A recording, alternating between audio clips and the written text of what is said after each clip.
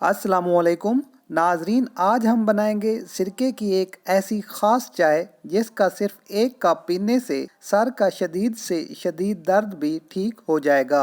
बहुत से बहन भाइयों को माइग्रेन का मुस्तकिल दर्द लाहक होता है। इस खास चाय से इंशाअल्लाह ख़त्म हो जाएगा। इसके अलावा आपका ब्लड प्रेशर हाई हो या फिर लो हो, बदहजमी हो या फिर सांस लेने में घुटन महसूस हो, तमाम मसाइल के लिए ये खास चाय पीने की देर है। तमाम साइड इफेक्ट से पाक यह चाय किसी नेमत से कम नहीं। तो आइए देखते हैं इस चाय को बनाने और इस्तेमाल करने का तरीका क्या है।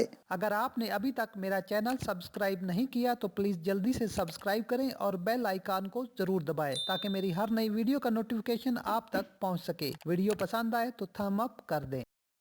इस चाय को बनाने के लिए आपको चाहिए 1.5 कप पानी। पानी को टी पैन या देगची में डालकर चूल्हे पर रखें और फ्लेम ऑन कर दें। आप इस पानी में 7 पत्तियां खुश्क पुदीने की शामिल करें। 2 से 3 चुटकी काला जीरा डाल लें।